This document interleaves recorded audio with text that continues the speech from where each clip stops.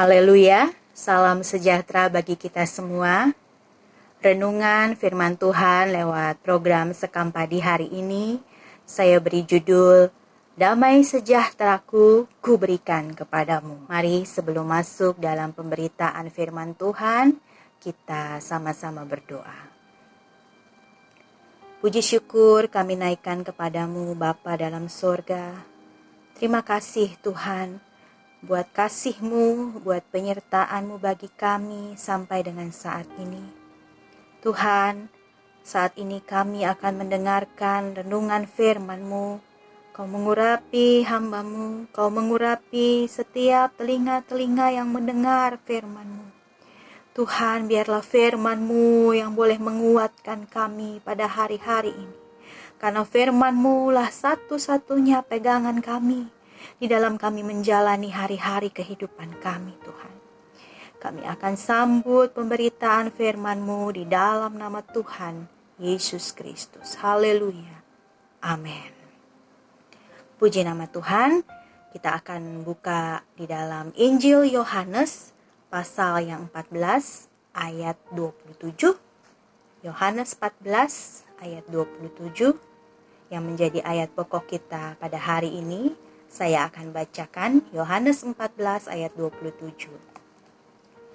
Damai sejahtera kutinggalkan bagimu. Damai sejahteraku kuberikan kepadamu.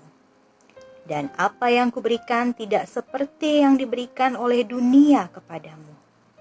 Janganlah gelisah dan gentar hatimu. Haleluya. Ini adalah perkataan dari Yesus sendiri, di mana Yesus mengatakan Dia akan memberikan damai sejahteranya kepada saudara dan kepada saya. Dan dengan jelas Dia mengatakan bahwa damai sejahtera yang Dia berikan itu berbeda dengan yang diberikan oleh dunia. Dunia mungkin bisa memberikan kita perasaan damai. Lewat apa, saudara? Lewat uang, lewat kekayaan, mungkin lewat jabatan, lewat kekuasaan, lewat popularitas, banyak hal. Banyak hal yang menurut pemandangan dunia dapat memberikan damai. Namun damai yang diberikan oleh dunia adalah damai yang bersifat semu, damai yang bersifat sementara. Apa yang terjadi bila tiba-tiba terjadi krisis, lalu mungkin uang berkurang, jabatan kita tidak memiliki jabatan lagi, kekuasaan tidak memiliki kekuasaan lagi. Apakah damai itu masih ada dalam kehidupan kita? Dan disinilah perbedaan damai yang dari dunia dengan damai yang dari Tuhan Yesus Kristus. Damai di sini yang dari Tuhan Yesus Kristus menggunakan kata shalom. Salah satu nama Tuhan adalah Yehova Shalom. Dialah Tuhan, sumber damai sejahtera. Dan kata shalom di sini memiliki makna yang sangat dalam. Selain damai sejahtera, di dalam kata shalom pun terkandung arti ketenangan, rasa tenang.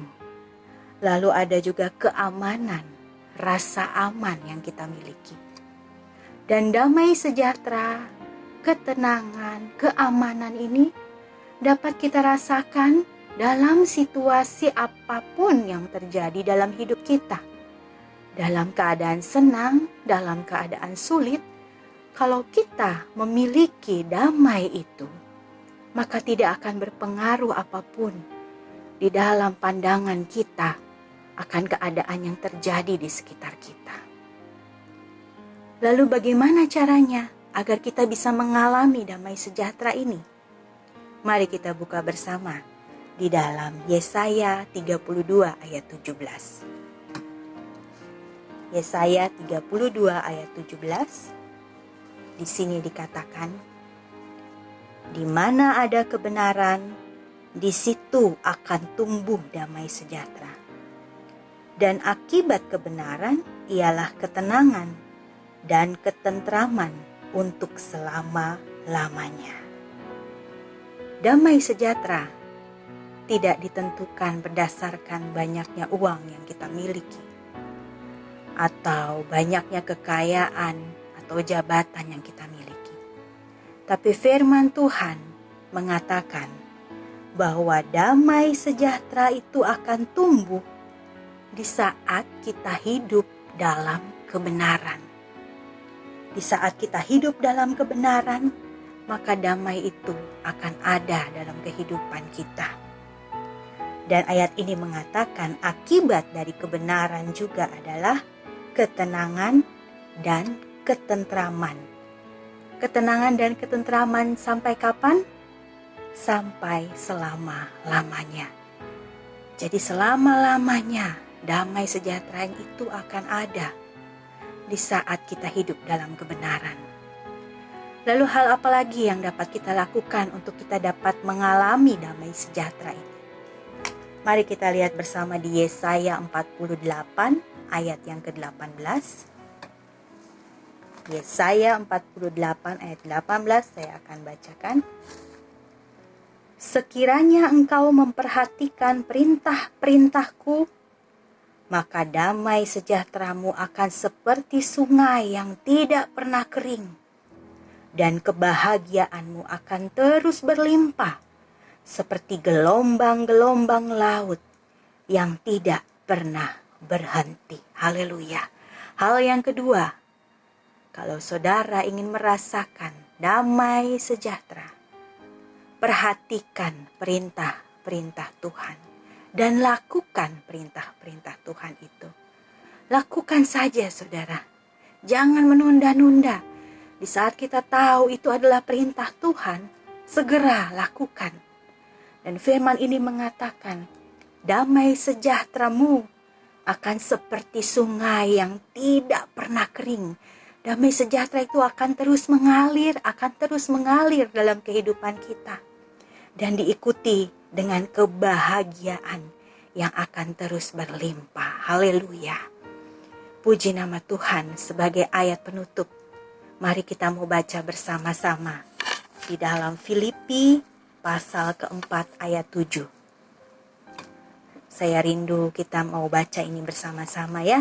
Bapak, Ibu, dan Saudara di rumah masing-masing. Kita mau baca ayat ini dan kita mau amini ayat ini. Filipi 4 ayat yang ke-7. Damai sejahtera Allah yang melampaui segala akal akan memelihara hati dan pikiranmu dalam Kristus Yesus. Amin. Melampaui segala akal artinya sesulit apapun masalah yang kita hadapi, keadaan yang kita jalani, mungkin sakit penyakit, mungkin masalah ekonomi, masalah keluarga yang menurut akal manusia sepertinya sungguhlah berat. Tapi firman Tuhan mengatakan, damai sejahtera Allah itu akan memelihara hati dan pikiran kita. Rasakan, nikmati, dan tetap terima terus damai sejahtera itu. Sehingga keadaan apapun yang terjadi di sekitar kita, hati kita boleh tetap penuh dengan ucapan syukur. Dan Tuhan akan memampukan kita melewati apapun persoalan yang kita hadapi. Haleluya.